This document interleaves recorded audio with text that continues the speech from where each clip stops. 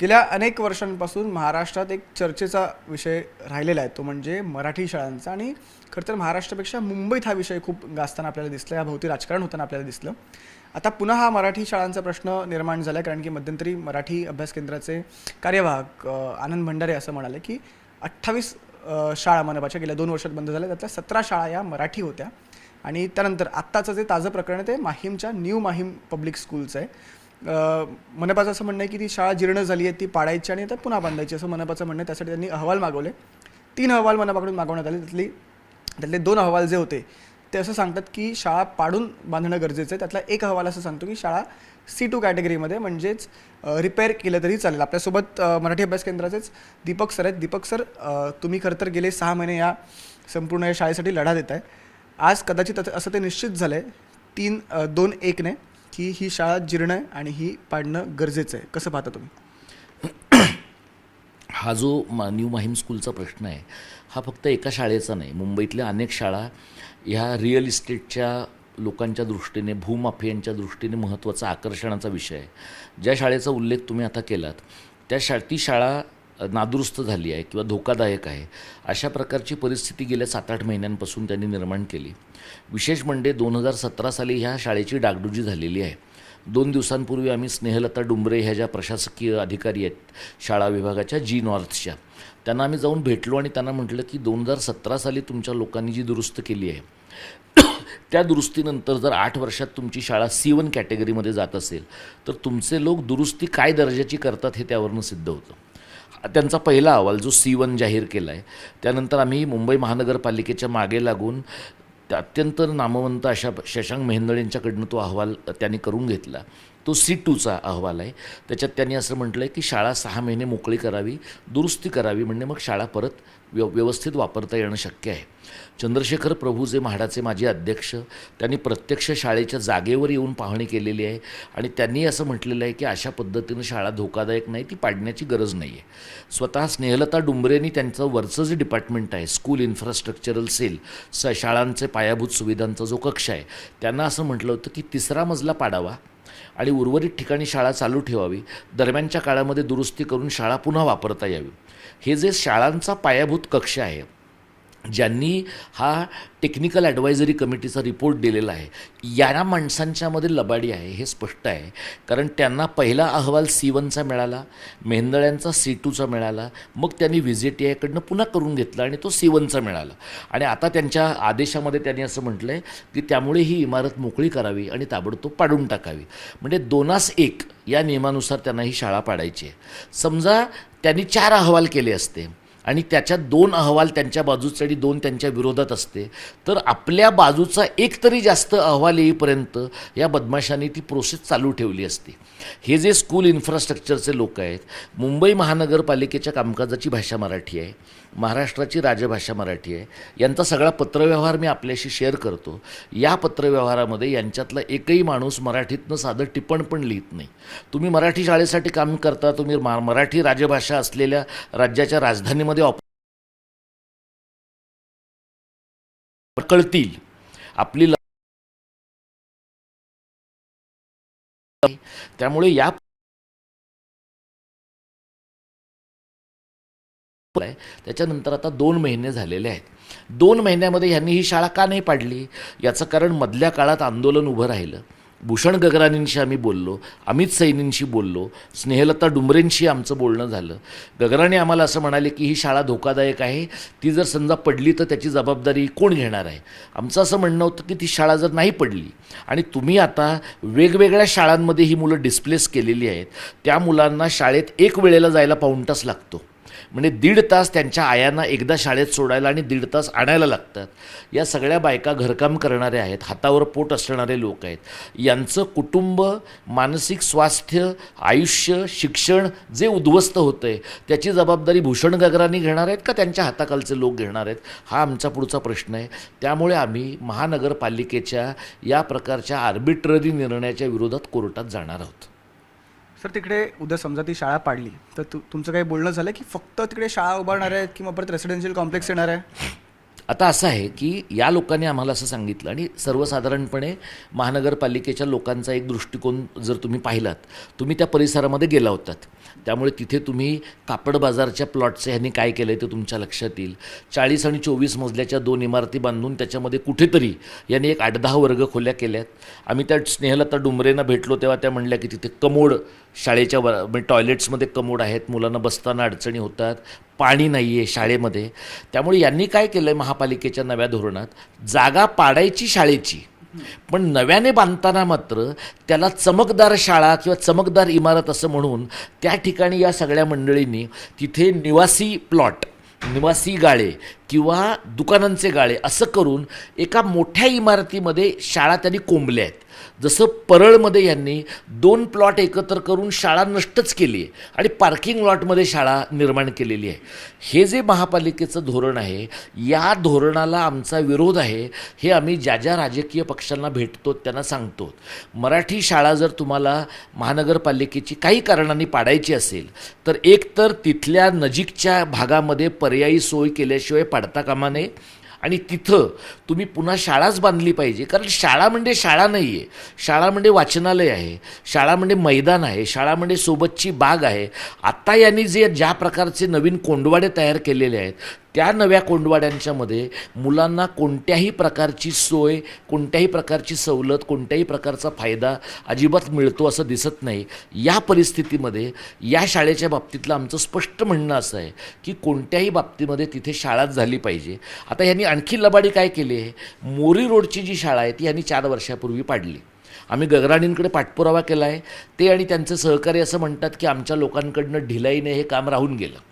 तुमच्याकडनं 4 वर्ष प्लॉटवर शाळा बांधायचं राहून गेलेलं आहे. स्नेहलता डुंबरेंनी त्यांच्या वरच्या ऑफिसला पाठवलेल्या पत्राची प्रत आम्हाला दिली आहे.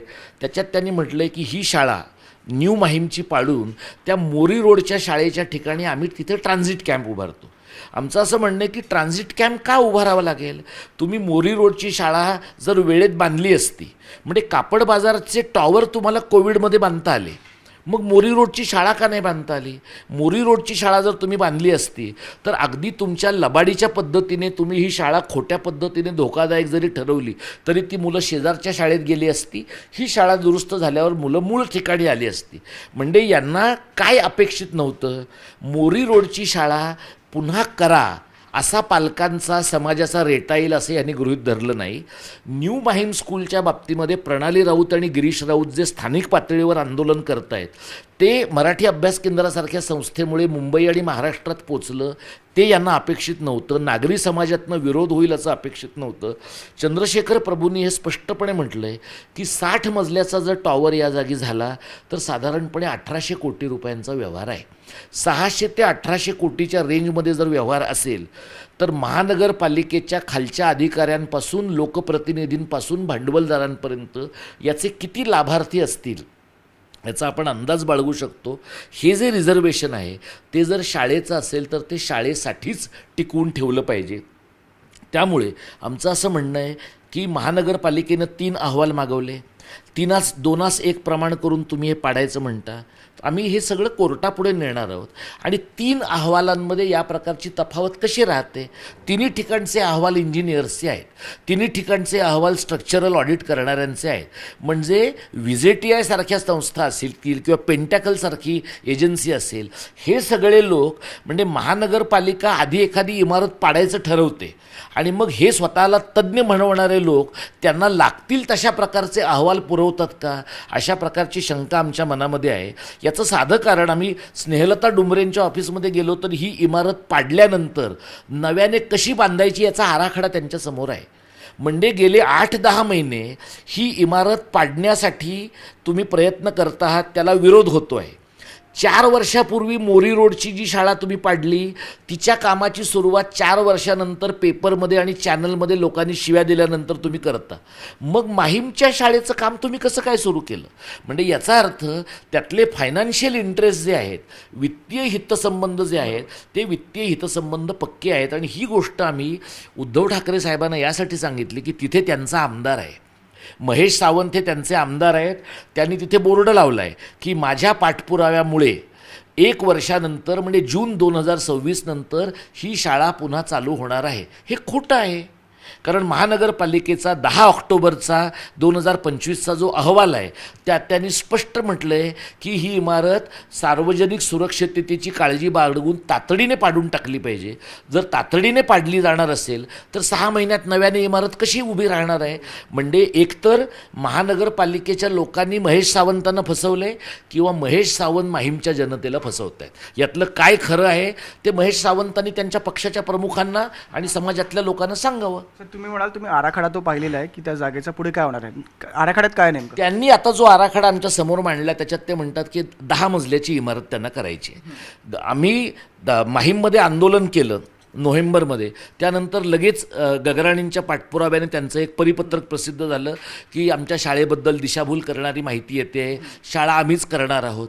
प्रश्न असा आहे की आम्ही आंदोलन केल्यानंतर आणि तुमची पाठ भिंतीला टेकल्यानंतर तुम्ही काय म्हणता आम्ही तिथं शाळा बांधणार आहोत. मग कापड बाजारमध्ये पण शाळाच होती ना, तिथे तुम्ही का 60 मजल्याचे 2 टॉवर बांधले? म्हणजे जर लोकांनी आंदोलन केलं आणि तुम्हाला जनाची नाही मनाची लाज वाटली तर तुम्ही शाळेच्या ठिकाणी शाळा बांधता. लोक बेसावध आणि बेफिकीर राहिले तर तुम्ही अशा प्रकारच्या खोल्या बांधता की जिथे मुलांची खेळायची पण सोय नाही आहे. त्यामुळे आत्ता जर आम्ही ह्यांच्यावरचा थोडा दाब कमी केला तर हे इतके बदमाश आहेत की आत्ता ह्यांनी 10 मजल्याची इमारत केली आहे, ते तशा प्रकारची 40 मजल्याची इमारत करण्यापासून ह्यांना कोणी रोखू शकणार नाही. आमचं त्यामुळे म्हणणं असं आहे शाळेच्या ठिकाणी शाळाच पाहिजे. कोणत्याही पद्धतीने निवासी किंवा व्यावसायिक गाळे त्या ठिकाणी होता कामा नयेत आणि शाळेच्या ठिकाणी शाळा बांधणं ही महापालिकेची जबाबदारी आहे. आणि मुंबई पब्लिक स्कूलची दुकानं चालू केली तरच शाळा चकचकीत कराव्यात असं नाही आहे. महानगरपालिकेची मराठी शाळा असेल, उर्दू शाळा असेल, कन्नड शाळा असेल, ज्या शाळा चालत आहेत आणि त्या शाळा मरतायत पण ह्यांच्यामुळे मरतायत. कारण तुम्ही लोकांना एका वेळेला 2-2 तास चालायला लावलं तर मुलं शाळाबाह्यच होतील. त्यामुळे या शाळा टिकवून ठेवणं ही महापालिकेची प्रशासकीय आणि भाषिक जबाबदारी आहे. गगराणे असं म्हणाले की आमच्याकडे पैसे नव्हते. तुमच्याकडे मुंबईच्या रस्त्यांवर टोकाटोकाला सगळी लाईट लावून, ज्याचा राज ठाकरेंनी उल्लेख केला की मुंबईचा डान्सबार करून टाकला आहे, एवढी जाहिरात करायला तुमच्याकडे पैसे आहेत आणि एक शाळा बांधायला तुमच्याकडे पैसे नाही आहेत. म्हणजे मराठी शाळा न बांधणं, मराठी शाळांच्या इमारती पाडून ठेवणं आणि गिरण्या ज्याप्रमाणे ह्यांनी मॉलमध्ये रूपांतरित केल्या त्याच्या पुढचा टप्पा महापालिकेच्या शाळा आहे, त्याच्या पुढचा टप्पा अनुदानित मराठी शाळा आहे. ही भूमाफियांची प्रशासक आणि लोकप्रतिनिधी यांच्याबरोबरची संयुक्त लबाडी मोहीम आहे. सर आता तुम्ही एक मुद्दा मांडलात की फक्त मराठीच नाही तर हिंदी आणि इंग्लिश माध्यमांसोबत पण हेच होतं की आता मराठी जी मुलं आहेत त्या शाळेतली त्यांना सायनमध्ये सायनच्या शाळेत शिफ्ट करण्यात आलं आहे. 67 की 68 मुलं आहेत ती, तर ती तिकडे रोज जात आहेत कारण त्यांना ते लांब पडतं. तर त्याचा काही डेटा आला आहे तुमच्याकडे, किती मुलं जात आहेत, किती मुलं? 60च्या आसपास जी मुलं होती त्यातली जवळपास 40 ते 42 मुलं शाळाबाह्य झालेली आहेत, म्हणजे जातच नाही आहेत. आता महानगरपालिकेच्या अधिकाऱ्यांना आम्ही विचारलं, आम्ही ज्यावेळेला तिथं बैठक घेतली तर त्या बैठकीच्या वेळेला पालक आणि मुलं पोचू नयेत म्हणून तिथल्या स्थानिक मुख्याध्यापकांनी शाळा लवकर सोडून दिली आणि त्याला आदेश स्नेहलता डुंबरेबाईंनी दिलेला आहे. तर आम्ही डुंबरेबाईंना परवा विचारलं की तुमच्या धाकदपटशामुळे हे केलं का, तर त्या एकदम सही सलामतपणे आम्हाला म्हणाल्या की हे मला आत्ताच कळतं आहे. तर प्रशासकीय अधिकाऱ्यांच्या बॉडी लँग्वेजमधला खोटेपणा आम्हाला कळतो. ही जी मुलं शाळाबाह्य झालेली आहेत ती शाळाबाह्य हौसेनं झाली नाही आहेत ना. आम्ही ज्यांच्याशी बोललो त्याच्यामध्ये मुसलमान पालक आहेत. मुसलमान पालक आपल्या मुलांना मराठी माध्यमाच्या शाळेत घालतायत. म्हणजे एरवी जे लोकांना वाटते किंवा मुसलमान उर्दूत शिकतायत, ते इथल्या तथाकथित मुख्यधारेतनं दूर जात आहेत, त्या मुसलमान मुलांची आई आम्हाला म्हणते की सरकार म्हणतं ना मराठीमध्ये बोललं पाहिजे, हिंदी आणि दुसऱ्या भाषा वापरू नका, तर मग मराठीतनं माझ्या मुलांनी बोलायचं तर मला मराठी शाळा पाहिजे की नाही. तर या पद्धतीनं ती मुलं शाळेच्या बाहेर का जात आहेत? कारण तुम्ही त्यांना जवळची शाळा उपलब्ध करून दिली नाही. विनोबा भाव्यांपासून, कोठारी आयोगापासून, यशपाल आयोगापासून नवीन शैक्षणिक धोरणापर्यंत परिसरामध्ये शाळा मिळाली पाहिजे असा दंडक आहे. तुम्ही परिसरामधल्या शाळा लोकांना उपलब्ध करून दिलेलं नाहीत. तुम्ही त्या कापड बाजारातल्या शाळेमध्ये गेला असाल, तुम्ही तिथे पाहिलं, इतकी अवस्था वाईट आहे की शिक्षकांना टॉयलेट यूज करायला मुख्य शाळेमध्ये जावं लागतं आहे. मुलांनी कुठे जावं अशी अपेक्षा आहे. सर, त्या महापालिकेचे अधिकारी आम्हाला म्हणले की आम्ही बिल्डरकडनं 2 महिनं बिस्लेरी घेतलं. मुलांना टॉयलेटला रोज जावं लागेल ना, मुलांना टॉयलेटला रोजच पाणी लागणार आहे. त्यामुळे या प्रकारची प्रशासकीय पातळीवरची लबाडी जेव्हा होते तेव्हा एक असा युक्तिवाद यातल्या काही लोकांनी आम्हाला फोनवर सांगितला, काही लोकांनी इतरांनाही सांगितलं, थोडीच मुलं आहेत तो, कशाला तुम्ही फार काळजी करता. म्हणजे थोडी मुलं असतील, गरिबांची मुलं असतील, वंचितांची मुलं असतील, तर त्यांनी शिक्षणाच्या प्रवाहातनं बाहेर फेकलं जाणं क्षम्य आहे का? आणि तुम्हाला काळजी कशाची आहे? पण त्यांना आता त्या महापालिकेच्या अधिकारी म्हणल्या की आम्हाला शाळा मोकळी करायची आहे, तिथलं सामान हलवायचं आहे. तुम्हाला महापालिकेचं सामान हलवायची जेवढी काळजी आहे ना, त्यातली 2%सुद्धा काळजी तुम्हाला मुलांची नाही आहे. म्हणजे तिथे त्या मुलांनी त्यांच्या पालकांनी शाळेतनं आम्हाला बाहेर काढलं, आम्हाला 15 ऑगस्टला स्वातंत्र्य दिनाला ध्वजवंदन करू द्या असं म्हटलं, तर ह्या लोकांनी ध्वजवंदनाचा तो पोलच उचलून नेला. म्हणजे इतक्या चिंधी पातळीवर महानगरपालिकेचे लोक जर काम करत असतील तर ते स्वेच्छेनं करत नाहीत, ते कोणाचे तरी दलाल आहेत. मग प्रशासकीय पातळीवर जी नॉर्थमध्ये दलाल आहेत, ते जे स्कूल इम्प्रूव्हमेंट सेल आहेत त्याच्यात दलाल आहेत, महानगरपालिकेच्या प्रशासकीय इंजिनिअरिंगमध्ये आहेत का अगदी वर आहेत, हे त्यांनी तपासावं. अधिवेशन चालू आहे ना विधिमंडळाचं, विधिमंडळाच्या अधिवेशनात मुंबईतल्या आमदारांनी विचारावं ना की माहीमची शाळा हे एक टेम्पलेट आहे. जे माहीममध्ये घडतं आहे ते भांडुपला घडतं आहे, टागोरनगरमध्ये घडतं आहे, परळमध्ये घडतं आहे, कुलाब्यात घडतं आहे, शिवडीत घडतं आहे, ठाण्यात ठिकठिकाणी घडतं आहे, आणि आज जे मुंबईत घडतं आहे ते उद्या जिल्ह्याच्या ठिकाणी घडणार आहे. त्यामुळे ज्यांना कोणाला वाटत असेल की हा माहीमचा एका शाळेचा प्रश्न आहे, ते लोक मूर्खाच्या नंदनवनात आहेत. आता 3 अहवाल आलेले आहेत. तुम्ही म्हणाल तुम्ही कोर्टात जाणार, तुम्ही अहवालांना चॅलेंज करणार आहात कोर्टात? करायलाच लागणार आहे ना. आमचं काय म्हणणं आहे, आम्ही कार्यकर्ते आहोत, आम्ही असं म्हणत नाही आहोत की हा अहवाल आम्हाला योग्य वाटला आहे म्हणजे बरोबर. ठरवू देत ना तांत्रिक लोकांना. आणि तुम्ही जर अहवालातलं स्टॅटिस्टिक्स पाहिलं ना, तर महानगरपालिकेला हवे असलेले अहवाल आणि मेहेंदळेंचा अहवाल याच्यात कमालीचा फरक आहे. एवढा रेप्युटेड माणूस त्याचा अहवाल देतो आहे, मग त्या माणसाच्या अहवालात एवढी डिस्क्रिपन्सी कशी आहे? म्हणजे आणि व्हिजेटीआयच्या बाबतीमध्ये म्हणजे सरकारची संस्था म्हणून काही आम्हाला त्यांच्याबद्दल राग नाही, पण व्हिजेटीआयपासून IIT पर्यंत गेल्या अनेक काळामध्ये या संस्था पण खिशात घेऊन फिरणारे लोक आहेत ना, ते त्यांना पाहिजे तसा अहवाल देत आहेत.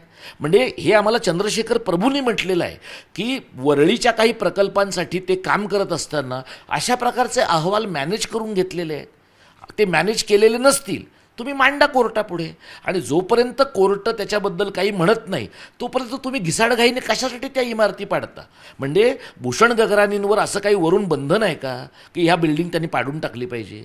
आणि तिथं जी मुलं आहेत, तुम्ही आत्तासुद्धा संकेत त्या शाळेमध्ये जर जाऊन बघितलं तर तिथली वॉशरूम्स ज्या परिस्थितीमध्ये मुलं बाहेर पडलीत, त्या वॉशरूममध्ये सगळीकडे धूळ साठलेली, कचरा पडलेला. कोणतरी एक ठाकरे नावाचा त्या शाळेचा माझी एक तिथला शिक्षक तिथे इन्चार्ज म्हणून त्याने ठेवला आहे, ज्याचं एकमेव काम त्या शाळेच्या भोवती कोणी कार्यकर्त्यांनी येऊ नये अशा प्रकारचं आहे. हे जर तुम्ही करत असाल तर तुम्हाला शाळेबद्दल जर एवढं प्रेम आहे, मुलांची एवढी काळजी आहे, आणि महानगरपालिकेचे आयुक्त सगळीकडे जाऊन शाळांचं पब्लिक स्कूलमध्ये रूपांतर केल्याच्या जाहिराती करत हिंडत असतात, तुम्हाला दिसतंय की जर तुमची शाळा धोकादायक होणार आहे तर तुम्ही 4 वर्ष तुम्ही होतात ना आयुक्त, 4 वर्ष तुम्ही झोपला होतात का? तुमचे हाताखालचे लोक झोपले होते का? का नाही तुम्ही शाळा दुरुस्त करून घेतली? 100 फुटावर 100 मीटरवरती मुलं जाऊ शकली असती आणि तुम्हाला तुमच्या हौसेनं शाळा नीट करून घेता आल्या असत्या. पण म्हणजे शाळा पाडणं हा प्रायोरिटीचा भाग आहे. दुरुस्त कधी करायच्या? लोक थकले, पोरं सोडूनच गेली, आंदोलनं बंदच पडली, लोक वैफल्यग्रस्त झाले की लाजे काजेस्तव एखाद्या ठिकाणी शाळा ठेवून द्यायच्या, इतर ठिकाणी मात्र टॉवर बांधायचे, कारण धंदा त्याच्यात आहे. आता सर, मराठी अभ्यास केंद्राने सुद्धा 14 तारखेला काहीतरी कार्यक्रम ठेवला आहे, तर तो शेवटचा प्रश्न माझा की नेमका कार्यक्रम काय आणि त्याचं स्वरूप कसं असणार? आम्ही मराठी अभ्यास केंद्राच्या वतीने शिवाजी मंदिरच्या शाहू सभागृहामध्ये रविवारी सकाळी 10 ते 2 या काळामध्ये आम्ही मराठी शाळांची परिषद घेतो. आम्ही 2008 पासून अशा वेगवेगळ्या परिषदा घेतो, पालक संमेलनं महाराष्ट्रभर घेतो. त्या परिषदेचा हेतूच हा आहे की ठरवून बंद पाडल्या जाणाऱ्या ज्या शाळा आहेत त्या मुंबईत आहेत, नागपुरात आहेत, पुण्यामध्ये आहेत, नाशिकमध्ये आहेत, संभाजीनगरमध्ये आहेत, अशा सर्व ठिकाणच्या शाळांशी संबंधित काम करणारे जे लोक आहेत त्यांना आम्ही बोलावतो आहे. अशा पद्धतीनं शाळांच्या जमिनी ताब्यात घेतल्या गेल्या तर काय प्रॉब्लेम्स होऊ शकतात याच्याबद्दल कायदेशीरपणे बोलणाऱ्या वकील मंडळींना बोलावतो आहे, आर्किटेक्ट्सना आम्ही बोलावतो आहे, आणि आमचं असं म्हणणं आहे की सरकारशी बोलून झालं आहे, आता आमचं महापालिकेशी बोलून झालं आहे. म्हणजे डॉक्टर अमित सैनी अतिरिक्त महानगरपालिका आयुक्त होते तेव्हा आम्ही त्यांना भेटलो आणि त्यांना जेव्हा आम्ही सगळा प्रश्न सांगितलं तर ते म्हणाले तुम्ही आमच्याबरोबर काम का नाही करत.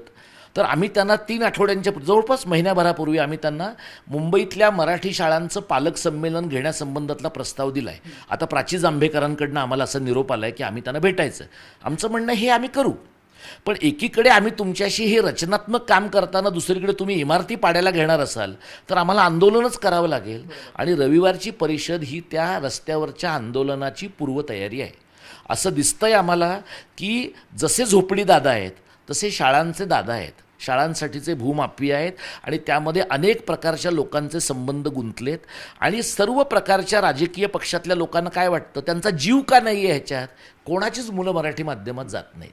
ज्यांची आमच्यासारख्यांची मुलं मराठी माध्यमात जातात किंवा गेली आहेत अशाच लोकांचा जीव मराठी शाळांमध्ये, महानगरपालिकेच्या शाळांमध्ये, अनुदानित मराठी शाळांमध्ये गुंतला आहे. कारण मराठी शाळा, मराठी भाषा, मराठी माणूस आणि महाराष्ट्र यांचं आंतरिक नातं आहे हे आम्हाला कळतं. तर म्हणून ही बैठक आहे, म्हणून ही सभा आहे. आणि त्या दिवशी आम्ही निर्णय घेणार आहोत की मुंबई महानगरपालिकेवर किंवा महाराष्ट्राच्या इतर भागांमध्ये कोणत्या स्वरूपाचं रस्त्यावरचं आंदोलन करायचं आहे. त्या आंदोलनाची तयारी म्हणूनच ही सभा आहे. म्हणजे ही चर्चा, चिंतन, केवळ विचारमंथन, सरकारला आणखी एक पत्र मवाळपंथीयांच्या पद्धतीनं असं करण्यासाठीची ही सभा नाही, रस्त्यावरच्या आंदोलनाची पूर्वतयारी म्हणून ही सभा आहे. आपल्यासोबत दीपक पवार सर होते. मराठी शाळेचा जो न्यू माहीम शाळेचा जो काही विषय आहे तो आपल्याला खूप नीट सविस्तर समजावून त्यांनी सांगितला. महत्त्वाचे 2 मुद्दे म्हणजे एक, जे 3 अहवाल महानगरपालिकेने मागवले ते आता मराठी अभ्यास केंद्र कोर्टात त्याला चॅलेंज करणार आहे. आणि दुसरं महत्त्वाचा विषय म्हणजे कुठेतरी आता या न्यू माहीम शाळेच्या माध्यमातून किंवा मराठी शाळांसाठी दीपक पवार यांनी सरकारला आंदोलनाचा इशारा दिलेला आहे. जाधवांसह मी संकेत वरक, न्यूज 18 लोकमत, मुंबई.